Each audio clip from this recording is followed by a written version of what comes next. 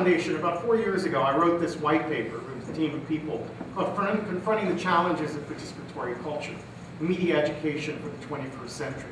And we began the white paper with a really interesting statistic.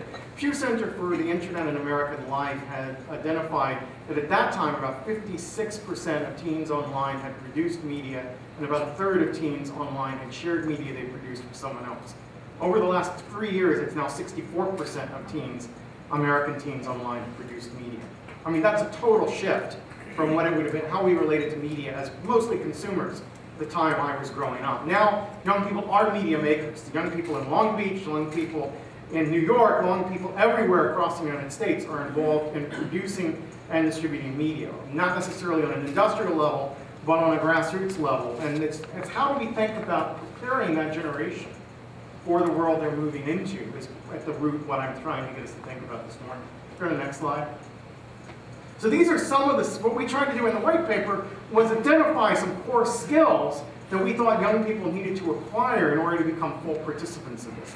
And these are not technical skills, nor, these are social skills, cultural competencies.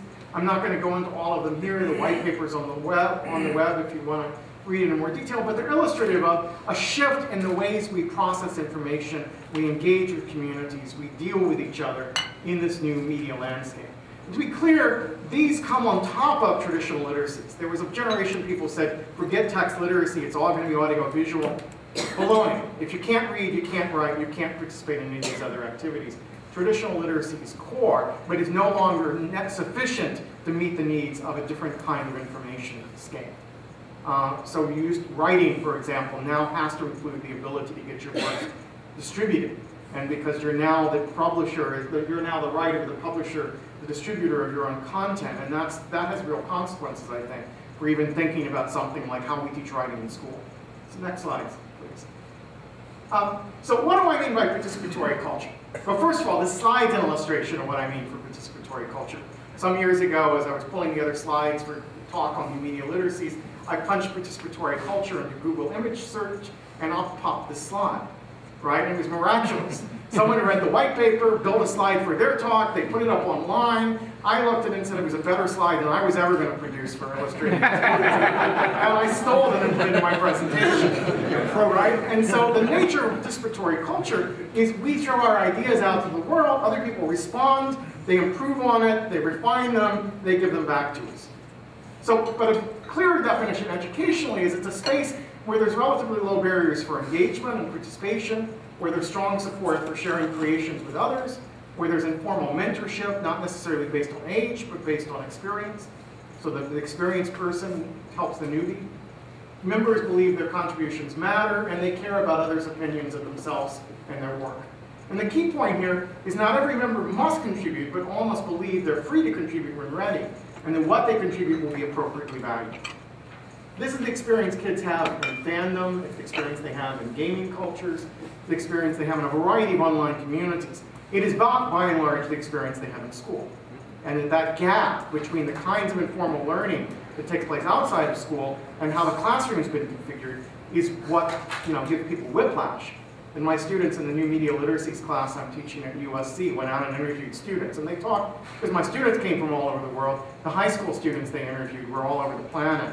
All of them, almost without fail, said they had a richer intellectual life outside of school than inside of school. The things they were doing online were more meaningful to them than the things they were going on in the classroom. And my father, used to say, never let schooling get in the way of your education. And I think that's sort of one of those things that we want to think about hard. Either we've got to bring education back into our schools, or we've got to let schools get out of the way and let the education that's going on outside of schools thrive and grow. But the gap between the two is a very serious problem as we think about the future of education. Let's go to the next slide, please.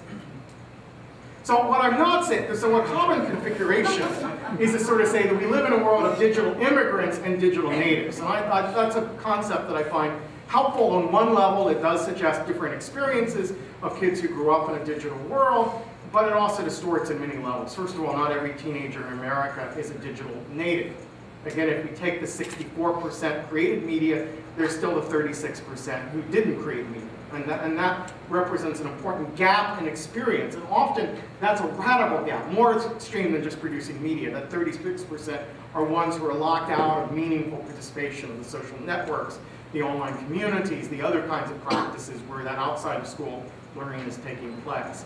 But secondly, it implies this radical divide between the experiences of adults and youth, whereas the really powerful learning environments online are places where adults and youth interface each other on equal terms that are different from the hierarchical relations that exist through schools, churches, the family, where there are fixed relations between the generations.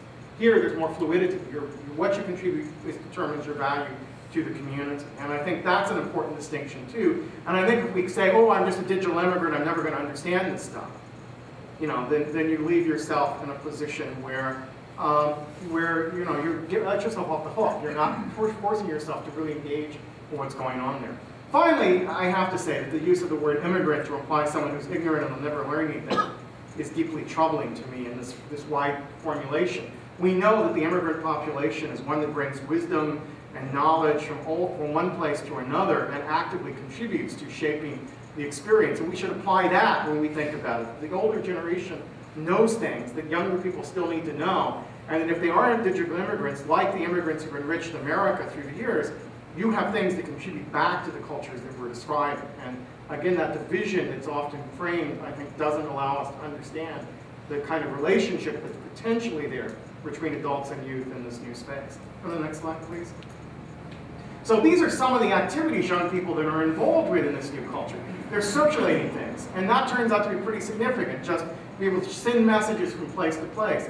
They're connecting with people online, and their social communities are emerging. They're creating things. And creativity online often means collaboration, working with other people, including people from different backgrounds, people in different parts of the planet. That's one of the transformative impacts of this new medium.